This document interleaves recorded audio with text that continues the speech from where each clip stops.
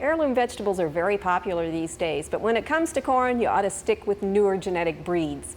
The reason is that the older breeds, the older corn about 100 years ago, did not have any improvement on the sweetness gene, so that what people were actually eating was simply green field corn, and they would go out and get their pots ready in the field, and they would still have to cook that corn 45 minutes to an hour before it would be tender enough to eat.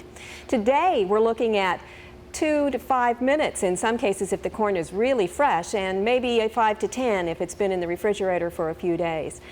The genetic breeding is what's happening here. They have, in 1948, they discovered the genetic traits that improve the sweetness, and since then the corn growers have gradually improved the sweetness, so that now we have some varieties called super sweet. And this is what you find mostly in the markets these days in the wintertime, but it's also something that a lot of Oklahomans are growing in their own gardens. The advantage is that the sugar does not change into starch, which was what made the corn less sweet. As soon as you picked it, the sugar started changing to starch. What they found now is that they are able to breed it so that the sugar stays as sugar for a much longer time and may never in fact turn to starch at all.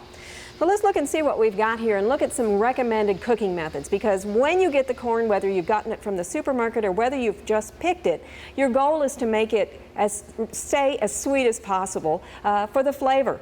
So what we're going to do is cook it as short as we can and still get it cooked done. Let's look at a variety of methods. First of all, the one that I grew up eating is simply boiled corn. So we take the corn, remove as many of the silks as possible because nobody likes to get those stuck in their teeth. So when that's done, you have about 4 inches of water in a pot that's boiling. And if your corn is not as sweet as it could be if it's been out for a couple of days, then throw about a teaspoon and a half of sugar in there. Not salt, because salt will start it to toughen, but sugar will help prevent the osmosis action that causes the sugar in the corn to come out into the water, and so it helps it retain sweetness. Now we're going to add them fairly slowly because as much as we can, we want the water to continue to boil. And this is simply going to be in the pot, somewhere from, as I said, 2 minutes if it's really fresh, up to 10 minutes if it's not. So just let that one sit. Now another common method for cooking corn these days is to steam it. And steaming, it works pretty much the same way. The heat's going to transfer into the corn. You lose less of the nutrients and less of the sugar because the water doesn't actually come in contact with the kernels. And generally you get a big pot, you put a rack at the bottom of it, and maybe an inch of water under there so that the water is not actually touching the vegetable. Bring it to a boil, put the corn in the pot, and let it sit for 5 to 10 minutes until it's good and hot clear through. What we've got here, this one is not on, but what you can see is an alternative method. This, because the corn cobs are upright, will allow the steam to come around the kernels more effectively, and you can basically cut the cooking time in half. Usually we would pack this a little tighter if we needed to, completely pack it. If you had an asparagus pot, which is a very tall, slender one, you could use something like that too. Another method would be to cook it in a frying pan with just a small amount of water in the electric skillet, and you might need to turn the kernels every minute or so in order to get them cooked all the way around. But that's another alternative method. One that my mother swears by now that I've grown up and gone away from home is microwaving. And I think it's because there are fewer people at home, and so she has fewer cobs to cook. But this can be done a couple of ways, and this is one of them. If you have a very small family, this works extremely well. Simply wrap each of the cobs separately, or the ears of corn separately. Put them in the microwave for 2 to 3 minutes per ear, and then let them set for a couple of minutes, still wrapped, for the steaming to continue and complete the cooking. This is a method of steaming. All the other methods that I'm going to talk about actually do cook by steaming.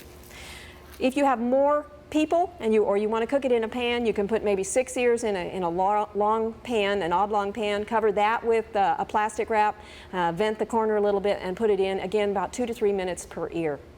Now the next method is roasting. And when I was growing up, they were always called roasting ears, although we never actually roasted them. Many times these days that can be done on the grill.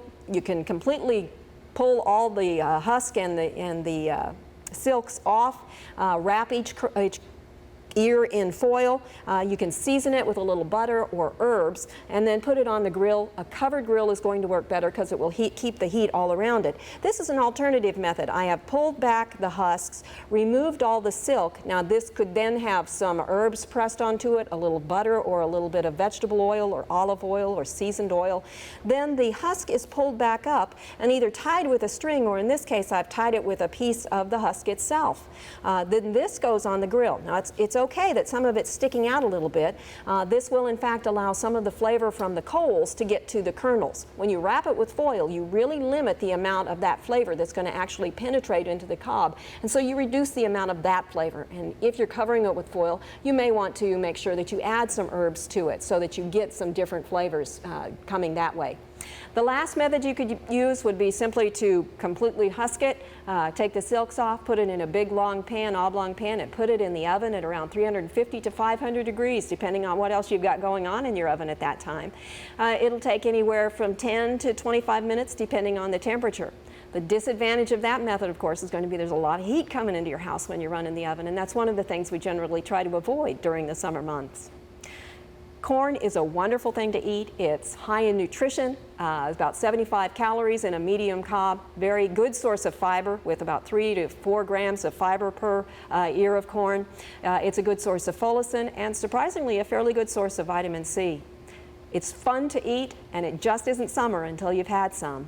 I hope you'll try one of these cooking methods. Keep the nutrition and the fun. For Oklahoma Gardening, this is Barbara Brown. We hope you've enjoyed this classic from the Oklahoma Gardening Vault. Remember, even though these tips and techniques are timeless, there's always something new to learn in the world of gardening. By subscribing to both Oklahoma Gardening and OK Gardening Classics, you'll have access to a wealth of gardening knowledge, both classic and contemporary.